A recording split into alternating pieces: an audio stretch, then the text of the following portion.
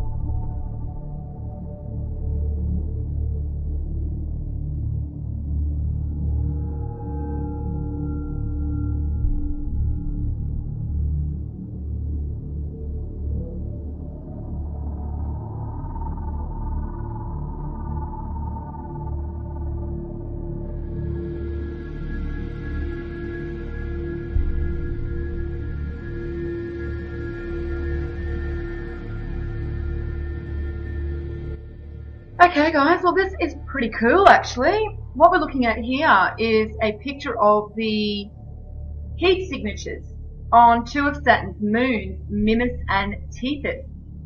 And I really love this photo because it shows me a very unusual geometric shape here.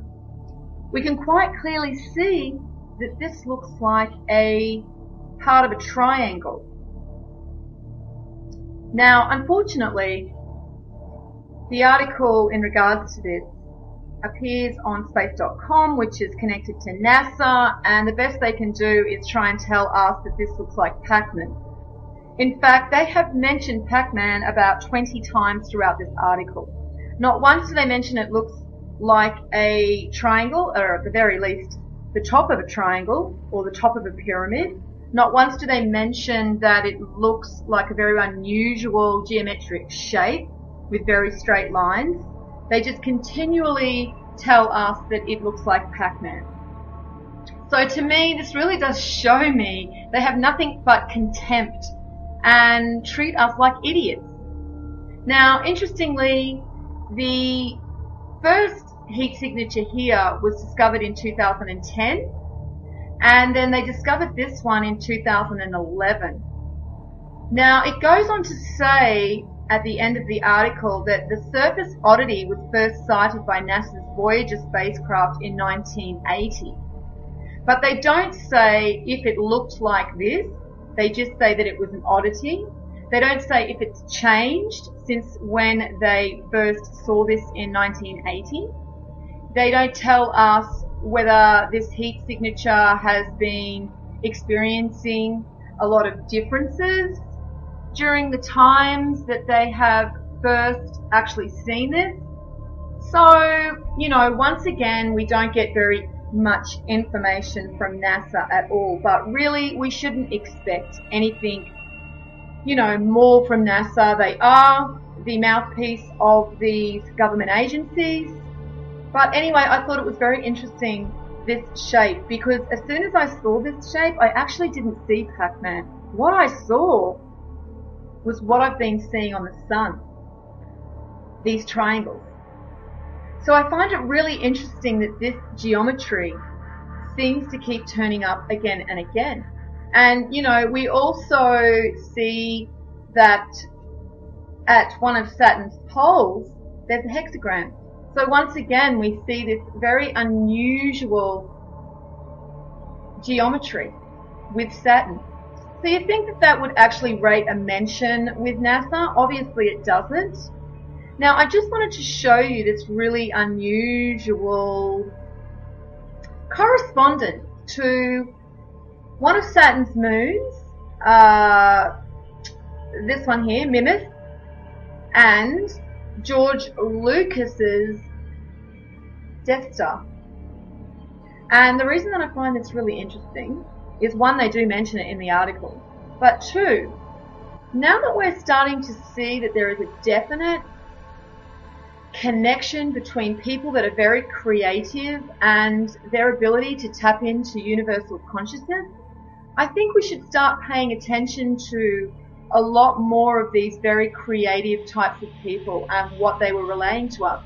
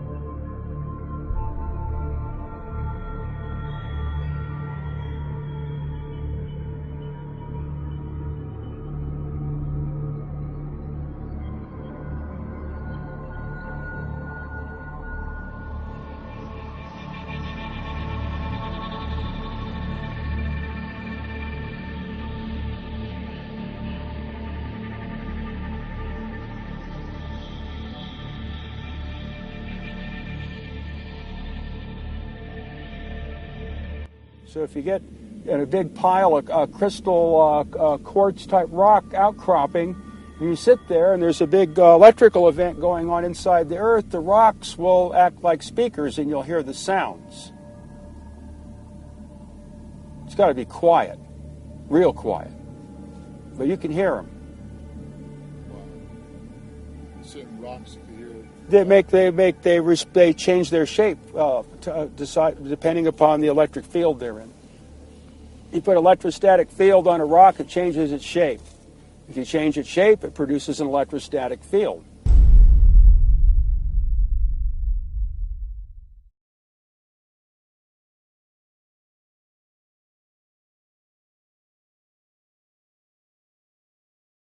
Okay, so you're standing there, and what have you noticed? That the wire is being pulled by something in the stone. By something in the stone. Yeah. And we've looked up here, and we've actually found a mark in the stone of a fairly sizable bolt. Yeah. Isn't Big it? bolt. A Yeah. big bolt. And this is right on the crescent moon of Eds. Right in the centre of it, and right below this chair, which is where the first abnormality of this rod was taking place. We also found a very strong pull to just about 8 feet from that post in alignment with those, what would you, condominiums, some description? Apartments. And just around the corner here, what did we find when you ran the wire again? We came around the side where the pool is and the north compass. We aligned it to the north compass, didn't we? Yeah. And, oh, by the way, it's Peter from Atmospheric Ionisation. And what else did we find here? We aligned it and we actually found a hole. Yeah. And somebody's left a Valentine's love message in there, which is absolutely fantastic. And this is right underneath, on the outside wall of this triangular cube space. And it aligned it directly to this centre hole. Is that correct? Yeah. Tell me again, what did it do? It lines up with the hole. Did it? Yes. It really pulls itself towards that centre Yeah. hole. Okay. And then we walked around the perimeter, didn't we? Yeah. We took off across and followed the wire. the wire's doing all sorts of weird and wonderful stuff, isn't it? Yes. And how did you know to start doing this? You can feel it, and it pulls my hand when it does that, and it also points in certain directions. Right, okay. So you just follow and walk the direction? Yes. Okay, let's go. See what happens when we walk this way. Let me just come out to the top.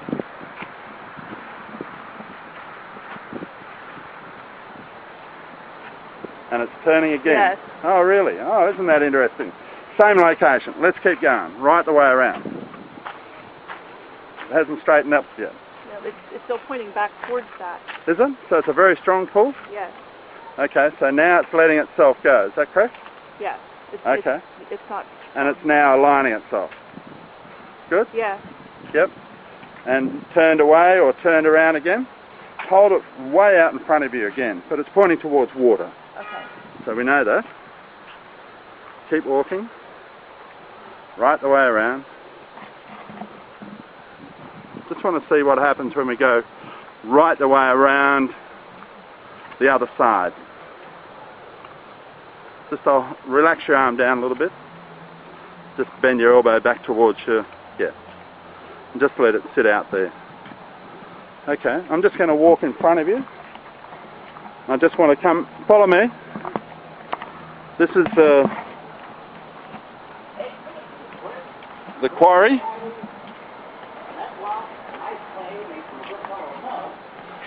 I just want to see you walk right up past this place here and just follow the wire. Did it push away? It did just displace it. Oh. It is. Okay, Yeah. just go back and follow the wire.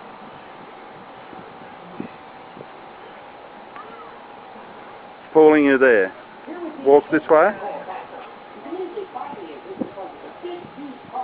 And now there. Yeah. Stop, look down. Oh. I wonder what that is.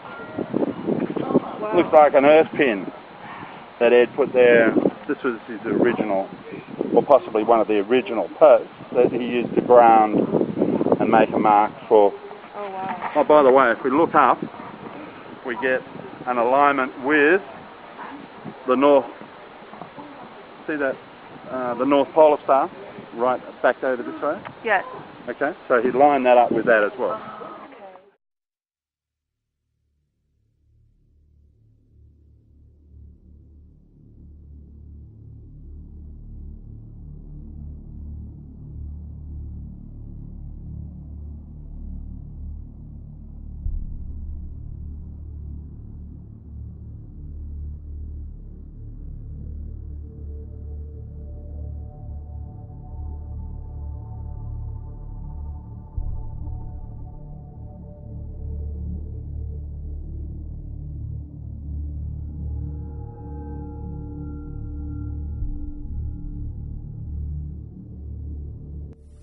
Is the sun actually, do you believe, combusting in on It's itself? not burning anything. There's no fusion in the sun. That's well understood.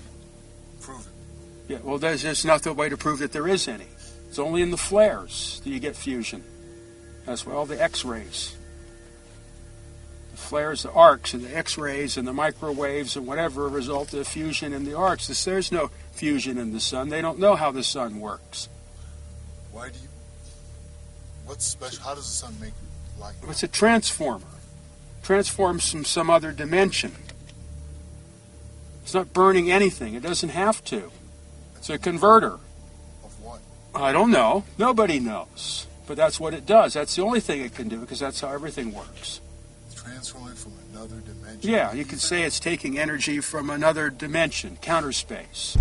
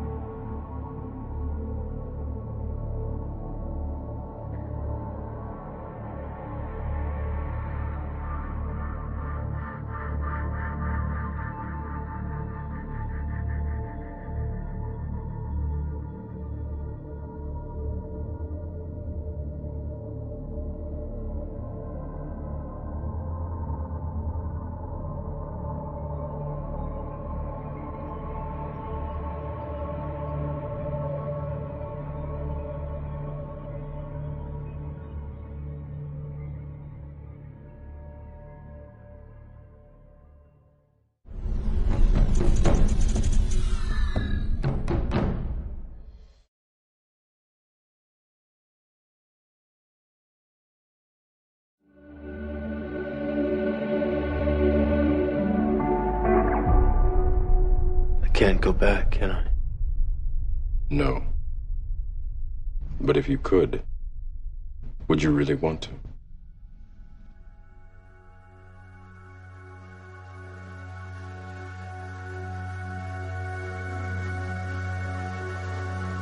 I didn't say it would be easy. I just said it would be the truth. You ever have that feeling where you're not sure if you're awake or still dreaming? I know exactly what you mean. You have the look of a man who accepts what he sees because he is expecting to wake up. Ironically, this is not far from the truth.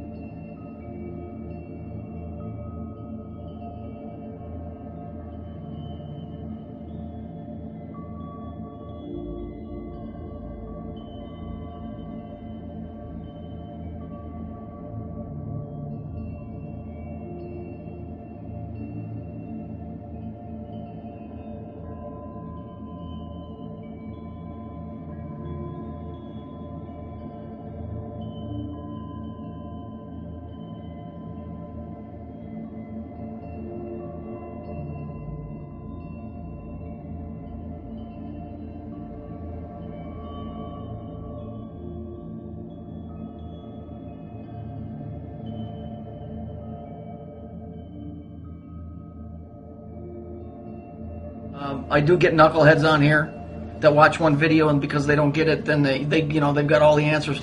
You don't just get all the answers. I bet I don't even know 1/100% of what's going on.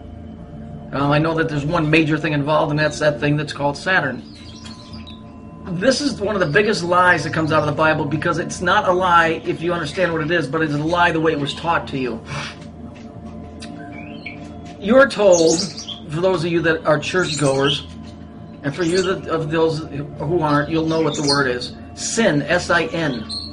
The word sin is supposed to mean that you're bad, and that because you're sinful, God can't have anything to do with you. You know, well, the word God refers to the planet Saturn. It does not refer to the Creator, who stands above the one that men have called God, which is the planet Saturn. The word sin comes from it's from physics. It's used in quantum physics. What is quantum physics? Quantum physics has a very old, ancient name, and that name is Kabbalah. I'm a theoretical physicist, and I like to say that I walk in the footsteps of giants like Albert Einstein and Niels Bohr. I'm not a philosopher. However, I am rather dazzled by the fact that many of the basic mysteries that we find in string theory and the theory of everything seem to be mirrored in the Zohar and in the Kabbalah. As a scholar, the most amazing thing of all is the degree to which modern astrophysics sounds like a Kabbalistic text. Albert Einstein, when he was creating the atomic bomb or writing up the theory for it to work, used Kabbalah. Came up with E equals MC squared. You got what? Five symbols that equal volumes of information. These are lies that have been perpetuated. People do not understand that the Old Testament is written in code. And I'm not talking about this bullshit Da Vinci Code crap. I'm talking about actual code as in, high-level physics. Okay? The word sin, S-I-N, comes from the word sine, S-I-N-E. If you look at that, this is a sine wave. Yeah? It's a sine wave. The straight line that you're seeing, that's called linear time. That's going from your birth to your death, okay? The wavy line, that's a sine wave, okay? That's a sine wave. Bear with me. The word sine in physics is abbreviated as sin, okay? Now, there is another wave, it's going to be in blue, that runs along the same line as time, okay? And what that is it goes like this. This one is called a cosine wave, as in cosigner. That's right where that comes from. That's a cosine because it rides the back. It's so tight to the other wave, it's called a cosine wave. Now, you see, you have red and blue, and they both are interacting with time. So, one is time, one is space. Okay? Those two together create time and space. Red and blue, which represents the planet Saturn. The time and space. So why is sin evil? Because sin is the abbreviation for sign, which represents time. And incidentally, the serpent in the garden is right here. Okay? That's the serpent. Okay? The serpent is time. Now I'm going to show you something else. Bear with me for a second. This is where your caduceus comes from. That's time and space running along a linear, that's the cosine of the sine wave, running along the vertical line, which is sine or sin. Here we have the wings. That's what your symbol is that you see, the caduceus. The single one is just a snake, which is it looks like an S. That's the serpent. Okay, so why do they say that we're sinful? They say that we're sinful, or that you're born of natural sin, because you're born into sign. You're born into sign. You're born into time. And when you're born into time, when you're born into sign, you're born into sin. Now, why does sin keeps you away from the Creator? Why? Because here, that's ruled by time, the circle, and space, the square. The Creator is timeless. There is no time where He exists. It's a loop. You go around and around and around. You have to arise above that and get to where there is no time. So when they say, oh, man's born of natural sin, you are born into the third dimension. And as the Bible says, the wages of sin is death.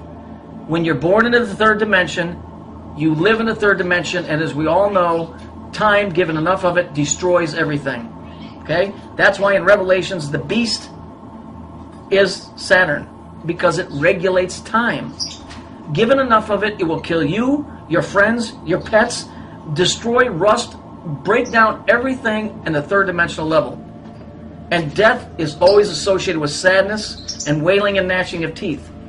Because, see, they took a story of physics and they twisted and they came up with a bullshit story that some broad, running around in her birthday suit, giggling and ate an apple she wasn't supposed to. The tree of life that they're referring to in Genesis is the Kabbalistic tree of life. First of all, the Old Testament was never supposed to be in your possession. The Jews did not want that out because those stories are coded stories that are written in high physics. All the Old Testament is stories about reflections, light waves, atomic weights, dates, what else? Vibrations, mathematical codes that are what that thing up in the sky creates, that makes the reality that we live in. Okay, let's watch the graph here. You see how it goes round and round? You see the green? Okay, you see that's the serpent that's in the Garden of Eden. Okay, you see it? You see how that's sine wave? See that? Okay, you see how that works? Okay, now we're going to move on. I want you to look. I want you to look at the equation, and this is going to explain to you why I know that this is bullshit out of the Bible. What they're talking about. The Bible is not bullshit, but the way that they crafted the story and made you think of something else is. And on top of that, when you're trying to explain physics to a guy, that doesn't understand physics, you have to use other means, and that's why they use the story of the Garden of Eden. So let's look. Look at the way it's written. Okay, there's 3 axis points there. All right, which is what creates the cube. All right, but let's look at it. This is interesting. Why am I going to go? Why am I going to go to hell when I die? Look what's in parentheses. Cause I sin. You see, they just crafted a story from physics, and they did that because back in the old days, like I said, in order to get the message across to somebody, you put it in a story form. Okay? This is what this is all about. There's no doubt in my mind. Just, okay, here we have a woman with an hourglass. Yeah? Okay? She's got her arm resting on a skull, which represents death.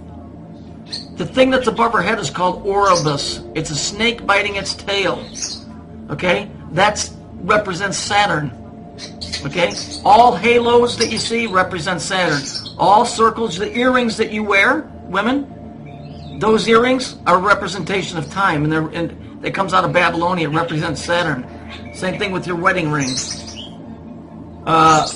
This is obviously a picture from a society called the Rosicrucians, which is, I guess they're kind of like Masons. That's why she's holding a rose. But the hourglass and the Oribus above her head, so this is basically telling you that Eve, okay, the story of Adam and Eve, it was time. That was time. It wasn't a serpent as in a snake. It was a serpent as far as time, a sine wave. Okay? All right. You see it go around and around? You see the red colors? Red, yellow, blue, green? That's a time cube. But if we look at it, look how it's split into 4 sections. The circle is, right? Okay. Let's see where we've seen that before. There you go. There it is. You see it's on top of a church. It represents time and space. It has nothing to do with Jesus Christ. It has nothing to do with saving your soul. It has everything to do with a business. The 503, it's a government code. Churches don't pay taxes because it's nothing more than a government installation. And pretty much that's all that I really wanted to show you guys today.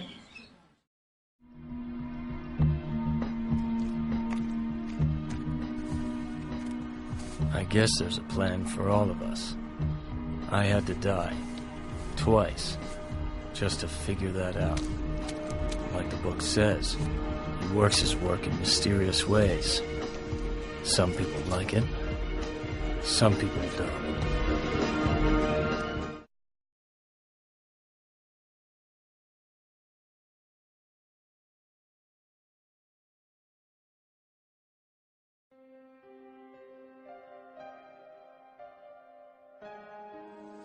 Why do the people think they know things and talk about how others don't know anything? Why is it so easy to get people to call other people sheep? Is that not just the new underground pop thing to say? You have homophobia, this could be sheepophobia. Everybody calls everybody else a sheep. They talk about how they're awake. People believe that if they watch a 6-hour video by David Icke, or watch Endgame by Alex Jones, or study the Illuminati online, they believe that after doing so, that has anything, in any way, to do with being awake.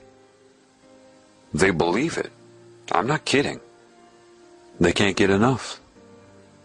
Addicted to posting their opinion in a forum. Chasing that white rabbit everywhere it goes. And they call themselves awake because the system wants you to call yourself awake. It loves that. Cockiness, arrogance, and hating other people. And as you're sucked into this, it is consuming you and you don't know it. You don't even realize it. You just prefer to be able to call people sheep. Perhaps subconsciously you resent that you were called a sheep. You want to be able to say it too. The naivety with that is that you don't know anything that they know. And they know you don't know it. You're not hurting their feelings. You're making them laugh at you. Because you're eating up mostly propaganda that they have distributed. Calling yourself awake and pointing your finger at them, and you are hardly enabled to deal with them or even your own self. John, tell me why. John, give me. John, tell me another answer, please. And can you answer this question for me? And what's your opinion on that? You owe me a response. I owe you a response? How much am I getting paid to do this? Oh, that's right. Nothing. I couldn't even count the number of people that have declared being awake to me. Couldn't do it. People are very easily controlled. All they have to do is create a new subcategory of personalities. Right now you have the jocks, you have the rednecks, you have the goth, you have the preppies, you have the business people and the whatever. Now they have the awake people. The reason nobody knows anything can only be explained to you by a metaphor, of course. In this realm, you can only use metaphor. Think of the difference between a broadband connection and a 56K connection. Now, there are people that know what is occurring in this reality. Many of them joined secret societies. So it's not that they have knowledge, it's just that they have acquired information. They went in reverse. You see, true knowledge is true knowledge. Those with understanding understand what I just said, those without don't. It's pre-symbol. A symbol is no different than any expression, a song, a picture, a sound, a look, a touch. A symbol should be the result of knowledge. The understanding, the awareness, and then you have the symbol surface. Having somebody learn symbols and then distributing a very strategically limited amount of meaning to that person does not give them knowledge. They perceive that they're getting knowledge. For example, I could say the word gum to some bubblegum popping dizzy-minded cheerleader, and the only meaning that she may come up with when she hears that word is chewing gum. I could say the same word gum to somebody else and they may think chewing gum, but they could also think a gum tree or the gums around your teeth. Could say it to another person, they'll think chewing gum, a gum tree, gums around your teeth, but maybe they're thinking even deeper. Maybe they have a deeper understanding. Metaphorical comparison to other things. Gummy substances used in construction. Maybe molecular assessment. I only used one word, a phonetic symbol, written if you're looking at it. The meaning transferred by using that symbol is directly dependent upon who is receiving the information. If it's the cheerleader, she's only going to get a very limited amount of understanding, just enough to communicate. The line by Gene Hackman in the first Superman, some people can extract the secrets of the universe just by looking at the ingredients on a chewing gum wrapper, is absolutely correct. What that means is you can get a lot of information just by being aware. The creases in the paper, the spacing between the letters themselves, the space around the letters, all the nuances. Now, unfortunately, I have to say that this is a metaphor, okay? A metaphor. That does not mean that you should go and try to learn as many meanings as you can for each word that you know. That would have nothing to do with anything. That was just a metaphor that I used. If you think of a symbol, and you look at maybe the shape of the number 6, you can be told what that means. But perhaps if you're bathing in knowledge and awareness in life, suddenly you have an understanding, and then a symbol like 6 comes up.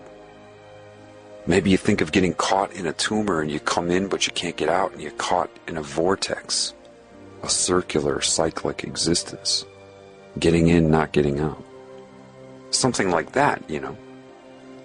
What they do to you early is they show you all the symbols and tell you what they mean. And they don't tell you completely what they mean, of course. They tell you what they want you to think they mean. Why? Because what is the true purpose of being?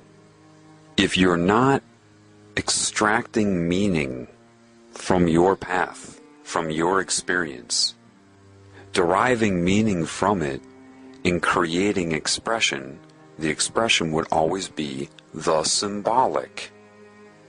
A picture, a touch, a kiss, anything, an image, right?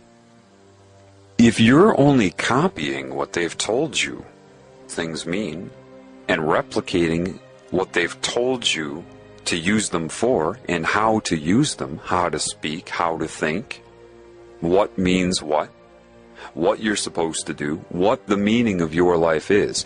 If you allow yourself to be told what the meaning of your life is by something in your objective reality, somebody else, what is your purpose other than to be a slave?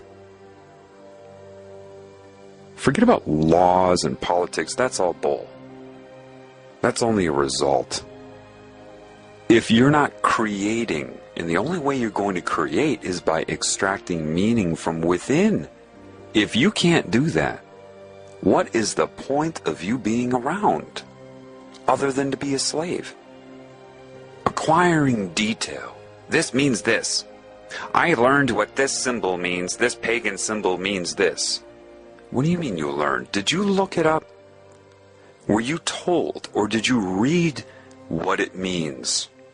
Or did you sit there by a lake and think about life as a whole and what's happening, and the symbol came up and you're like, oh my gosh.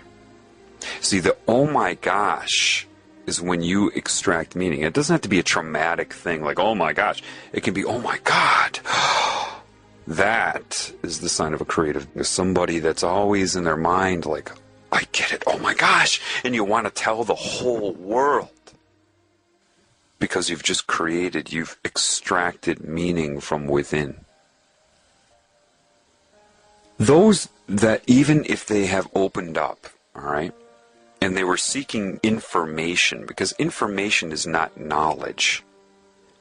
So enlightenment would be in the category of information. Why?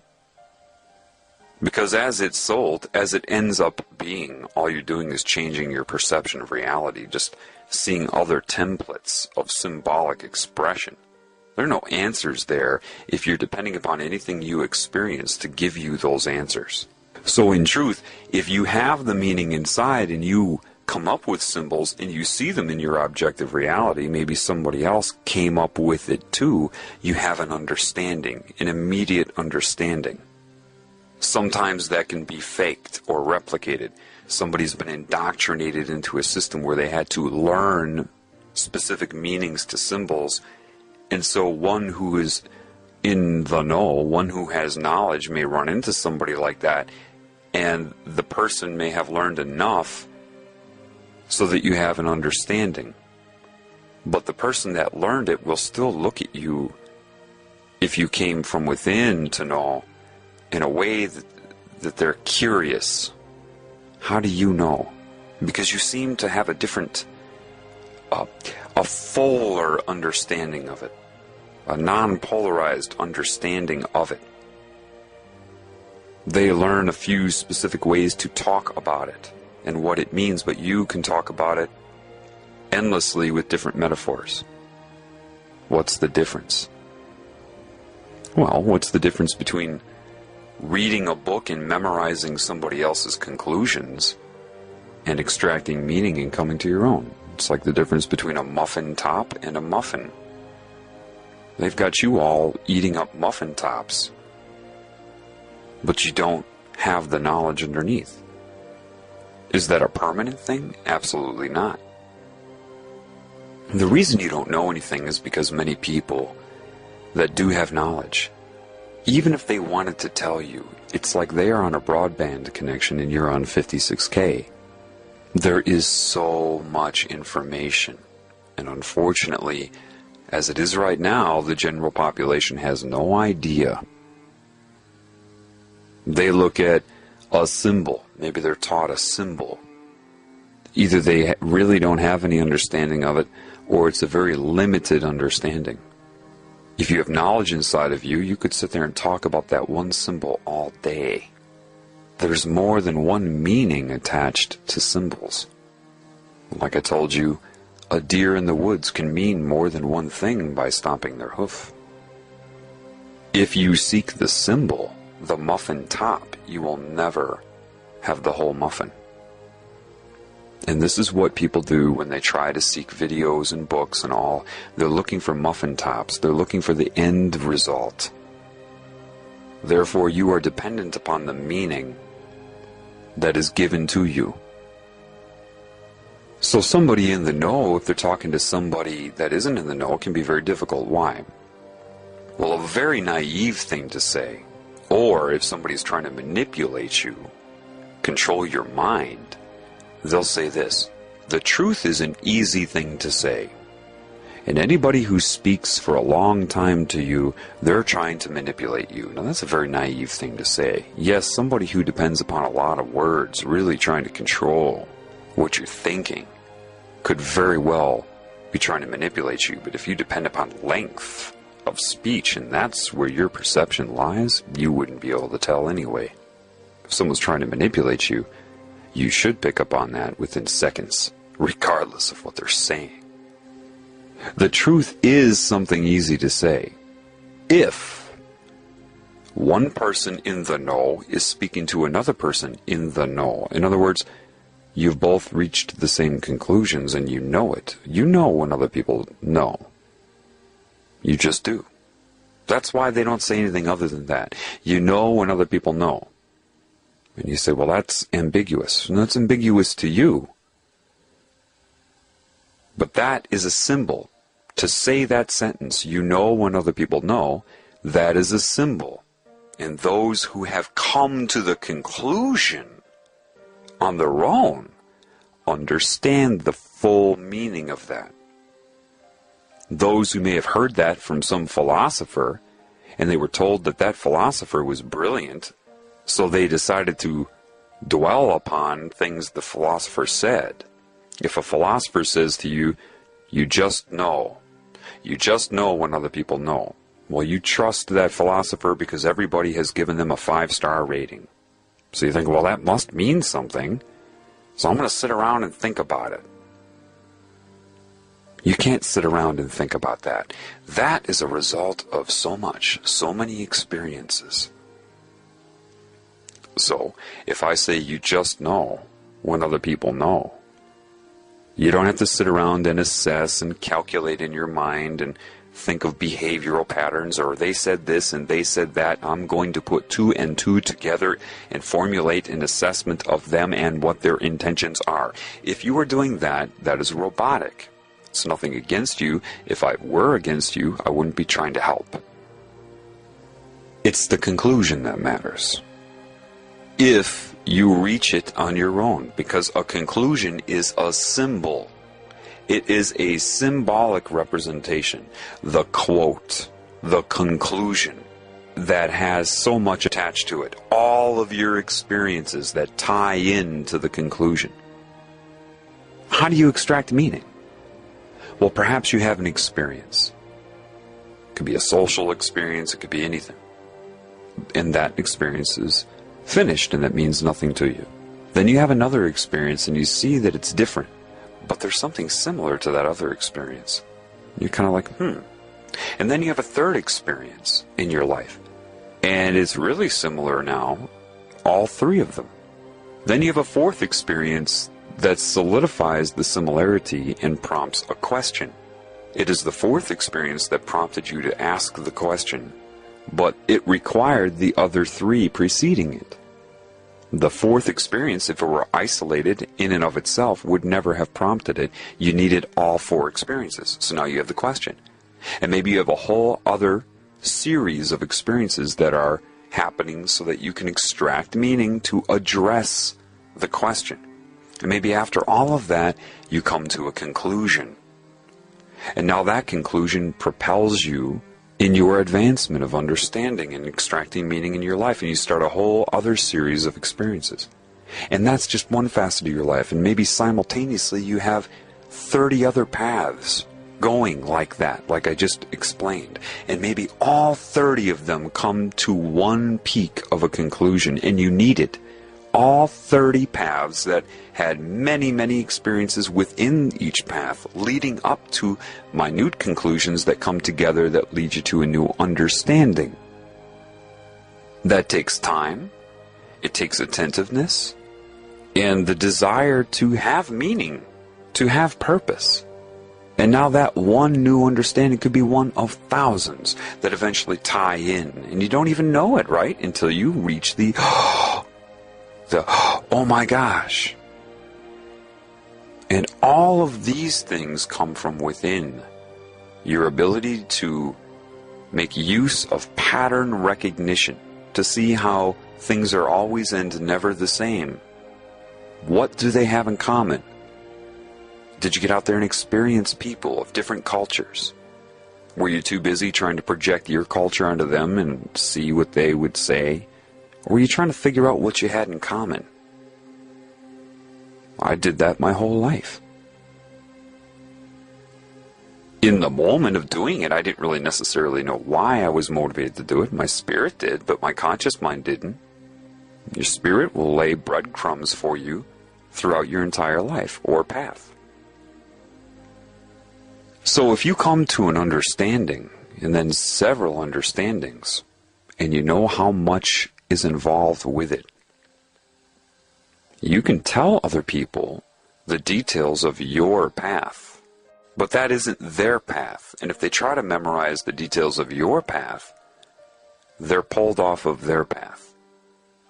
This is why I have been really careful not to give too much information about my path. People always ask me, tell me how this all began. And the details of my path are irrelevant. The understanding is the important thing. The conclusions I reach. And I can share conclusions with you to motivate you. But I can't have you memorize my conclusion.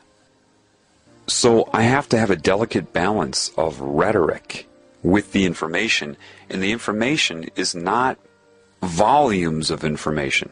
It's enough to make my point clear. It's enough to show you that I've learned. But I don't want you to memorize the details of my life. One who really cares for you will be attentive to that. And the idea of indoctrinating somebody with an oath is absolute evil. Why? Because they're declaring they do not want you to be a creative being and extract your own meaning. You will go through steps in which they will spoon feed you meaning. And because it's more meaning than you had before, more knowledge, you're really impressed by it. You think you're actually getting something. You think that you're being empowered. When they know that by keeping you from being able to extract meaning on your own, they've got complete control over you. They have pulled you off of your path. But if they did that successfully, you would never even have thought of that, now would you? Because you won't extract your own meaning, you see? Nevertheless, somebody with a lot of knowledge, if they're on a broadband connection and they're speaking to somebody in a 56K connection, it's anything but easy to tell the truth. Like I said before, one in the know can say the truth very easily to another in the know. If one in the know is speaking to an individual that is not in the know, saying the truth is anything but easy. Why? Because of what you know of the enormous gaps that they have. That you cannot just say the truth because they'll understand the words with the limited understanding they have in their concept building by society. But they would need to go through so much. And you know that they don't believe that. Telling them that makes no sense to them. They say, the truth is simple, you should be able to give me a simple answer. And then what happens is the people that have knowledge get very frustrated. The very moment you interrupt them or cut off what they're saying to you when they have to extend great patience to try to tell you the truth, and you cut them off and want to give them your opinion, or you tell them that you agree with them or disagree. To somebody in the know, when they're speaking to somebody that is not in the know, when the person that is not in the know says that they agree or disagree, both of those things are offensive.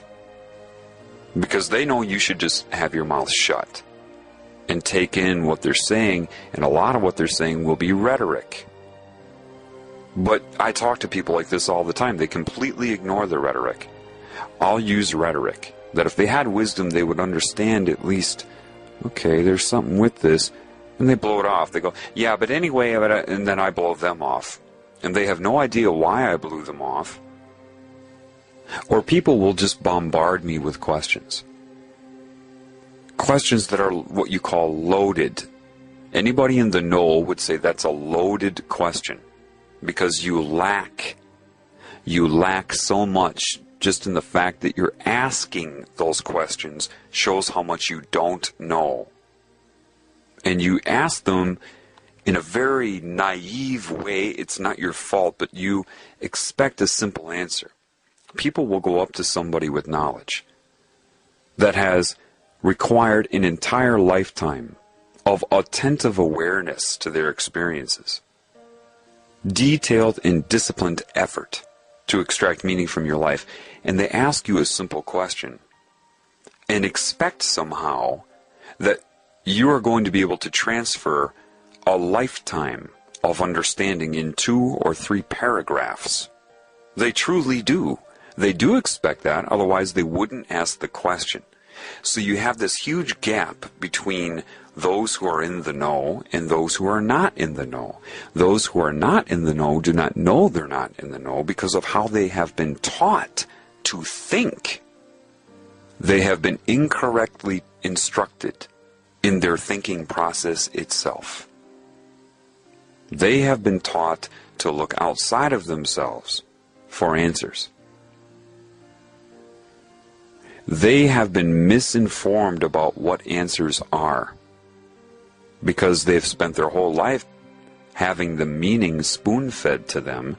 They think that's how it works, so you ask a question and somebody can spoon-feed you the answer. And because you lack any meaning or an understanding, you don't understand why that answer is wrong, limited, or even misleading you. You can't. Based upon that, based upon how you've been instructed to think. So a lot of people that have knowledge, when they interact with the average person, they get very, very frustrated. Very. They'll just look at you. All they can do is look at you because they can't say anything to you. You would not be able to extract meaning from what they say. They said gum all you would do is hear chewing gum. And they're thinking 500 different meanings to gum, all leading up to a point of conclusion. If you lack that, it's a waste of time to tell you anything. This is why, when you hear someone tell you that you cannot be told the truth, this is why. So they'll look at you and they'll have that look. And those in the know understand that look. It's a look that says, you know so little. You know absolutely nothing and don't know it. To tell you what I know, I would need 500 mouths and have to be able to speak 500 different sentences simultaneously, all at the same time, to express what I know, and you would have to be able to interpret 500 simultaneous sentences flowing at you at once. That's what that look says. And the look also says you don't even know that. And if I told you that, you would call me arrogant because you've been trained to call people arrogant. You don't even know what that means. So they'll just sit there and shake their head at you. They shake their head from side to side because they're paralyzed. It's the questions you ask, the way that you ask the questions, and what you do if they actually try to answer them. How long does it take before you cut them off, roll your eyes, or get distracted by something that occurs in the room, like a cat being distracted by bright and shiny objects?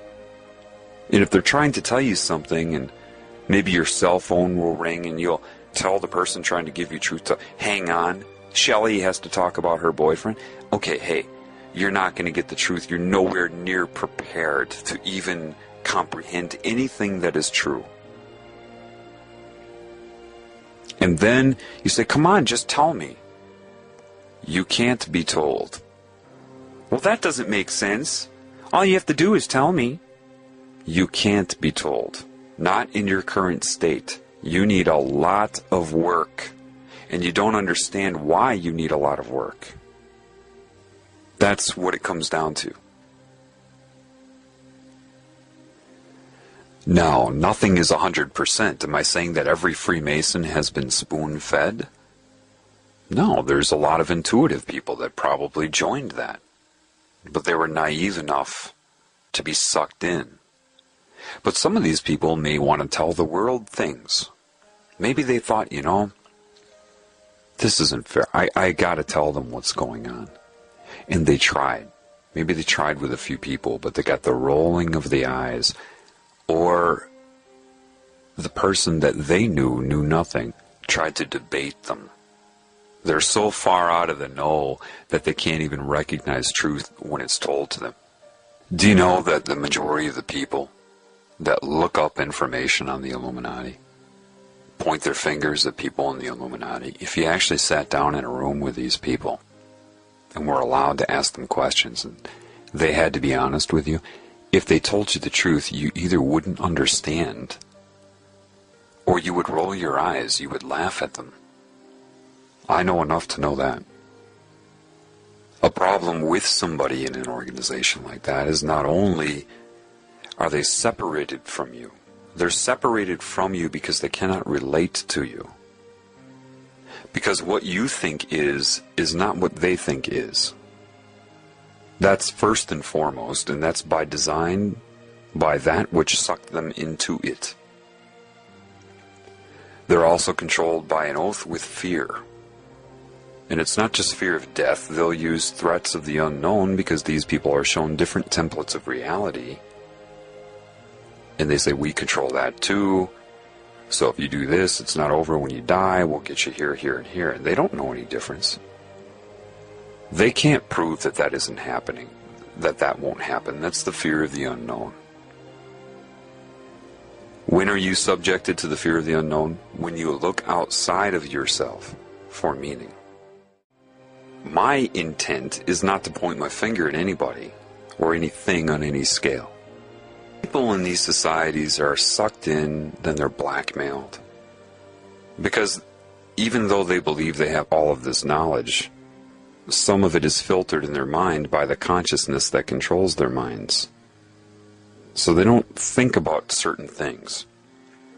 controlling of their mind to make them deviate in a way that society would want to pick up stones and throw them at them. Because society is corrupt too. That's why they're so judgmental.